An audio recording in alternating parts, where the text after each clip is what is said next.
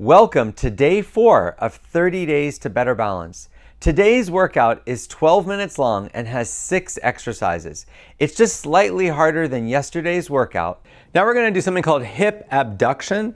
So you're going to just lift your leg up to one side and then lift your leg up to the other side.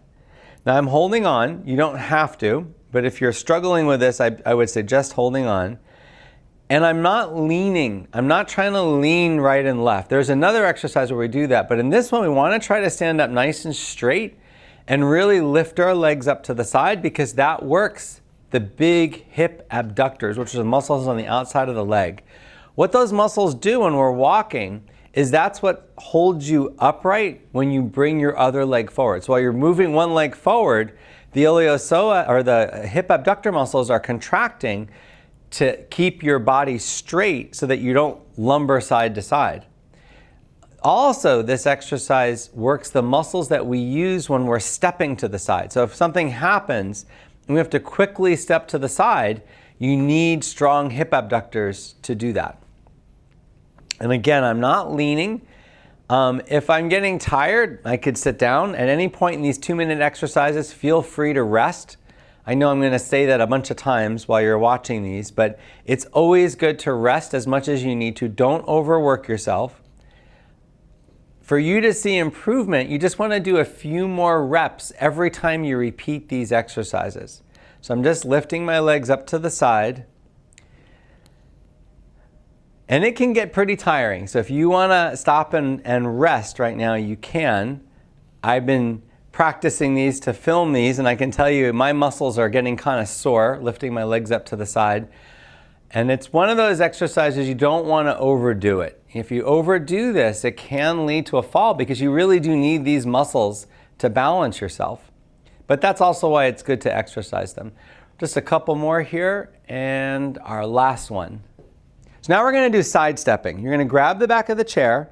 You're going to take one step to the right, bringing your left foot together.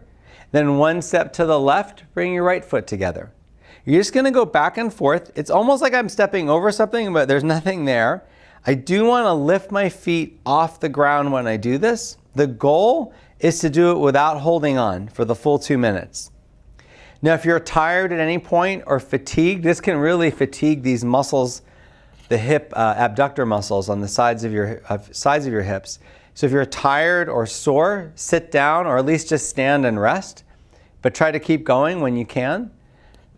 But this is the goal, is to go side to side. Now when you're walking, if you bump into something or if you feel that your balance is unsteady, one of the ways that we protect ourselves is being able to step to the side. So if we take a side step, a lot of times we can avoid falling, or we might just bring one leg to the side to make our base of support larger so that we feel more steady. Practicing this makes that skill better. If you never practice this, if you never really do this, then when you have to sidestep, it's a little bit harder. So this is one way to make your balance better, but also our brains are funny. They know if we can step sideways easily or not. So if you practice this a bunch, your brain knows, oh, if I get in trouble, I can do a side step to get myself out of trouble. That actually makes your confidence better, which makes you feel more balanced. A lot of our balance is our brain's ability to say, yeah, I can do this, or I can navigate through that, or I feel secure right now. So practicing these kind of movements really does improve your balance and your confidence. We're just about done. I'm holding on or not holding on. Either way, it's still a beneficial exercise. And we just have a couple more reps here. And we're good. Okay, we're going to do single leg stands. You're going to grab the back of the chair. You're going to shift all your weight to one side. And then you're going to try to let go of the chair and balance on one foot. Now the goal is to try to balance for 20 seconds on each leg. I'm not doing 20 seconds right now because most of the people that are watching this, 5 or 10 seconds is quite a bit. In fact, a lot of people might find that when they do it, they let go and they immediately fall back down again. They let go and their foot comes right back down. Why is that? I've learned over time that they're not shifting enough. Most people that have trouble with this, they're not shifting their weight over the leg they're standing on. So if that describes you right now, if your foot's coming right down, shift even further. That means lean your weight more. Like I'm on my left leg right now, so I'm leaning to the left. If I'm on my right leg, I'm leaning to my right. You can lean your torso, you can just lean your weight that way. You can even put your hand out a little bit to balance. It's extremely important for your balance to be able to stand on one leg. I always say this is literally the best exercise that anyone can do to improve their balance, because what we've learned from the research is that balance challenge is the best way to improve your balance. And this really challenges your balance. If you can stand for 20 seconds on one leg, you're probably not going to fall. People that have trouble with this are at great risks for falling. So practicing it, if it's not too hard for them to practice, if they can practice it, this is a way to very quickly improve your balance. Now, if you're getting tired, you can stop. You can also sit down and rest a little bit. We just have a few more to go here. And again, you might not be doing as many reps as me because you're standing longer than me, which is good. Keep trying this one. Over time, it will get better and better. We're just about done, and that was the last one. Marching. Going to grab the back of the chair and just raise your legs up and down, going right to left.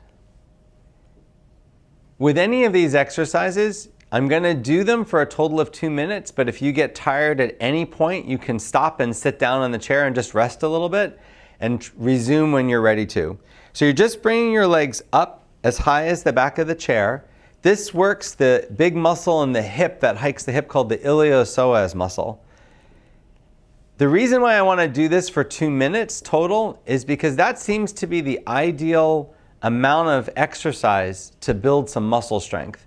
If you do it for less than 2 minutes, you don't really get the same effect. It doesn't matter how quickly you go. If you go faster, it's more exercise. And I guess if you lift higher, it's a little bit more exercise.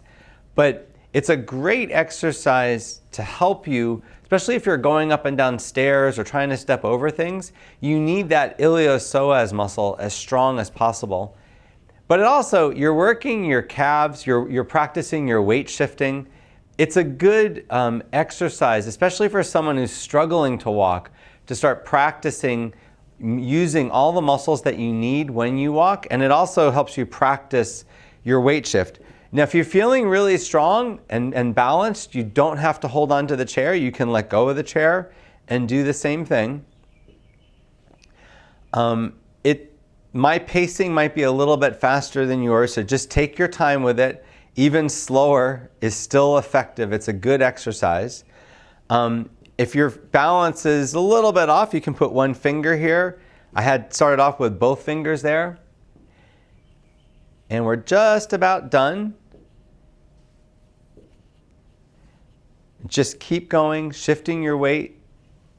And okay, our next exercise is to step over an object. I'm using a rolled up towel. I'm just going to put it in front of me.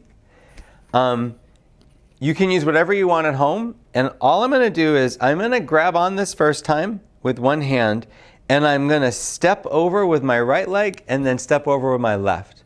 Now, I recommend that you give yourself a little more space than I have right here to do it. I'm doing this just so you can see my motion. But if you want to stretch the camera out, or sorry, if you want to stretch it out a little bit and have the chair more in front, that's fine.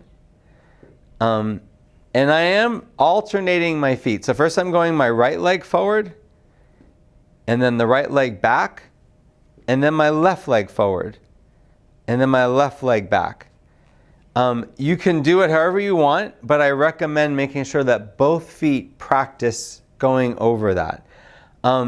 This is definitely a balance challenge. It's something that with practice, it actually makes your balance better. It makes you feel more stable and more secure. But a lot of people struggle with this. This is the kind of thing that really makes people hesitate.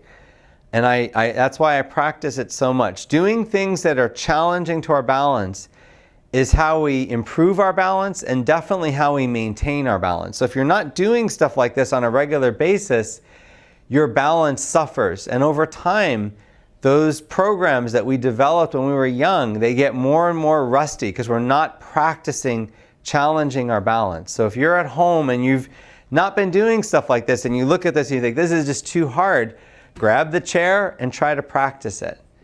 We're almost done with this, just a couple more. You can rest whenever you want with these exercises, but 1 or 2 more reps here. I think that this is our last one. Okay. So now we're going to do tandem stands. You want to grab the chair, put one foot in front of the other. My heel is touching my toe, and then you're trying to let go as long as you can. When you feel like you lost your balance, grab back on, switch the other leg, and again, go as long as you can. Now I'm demonstrating about 5 seconds on each foot because that's a lot of times how much people can do, but you really got to work at your own pace on this. The goal is to do it for 20 seconds on each leg, so 20 seconds without holding on each side. If you're really struggling, it's okay to hold on, but I really recommend that you try to let go as much as you can while you're doing this. So once you get situated, you hold on here, get situated, and then let go. You really also have to go at your own pace. Don't follow me with this exercise. Just try to go as long as you can before you have to grab on.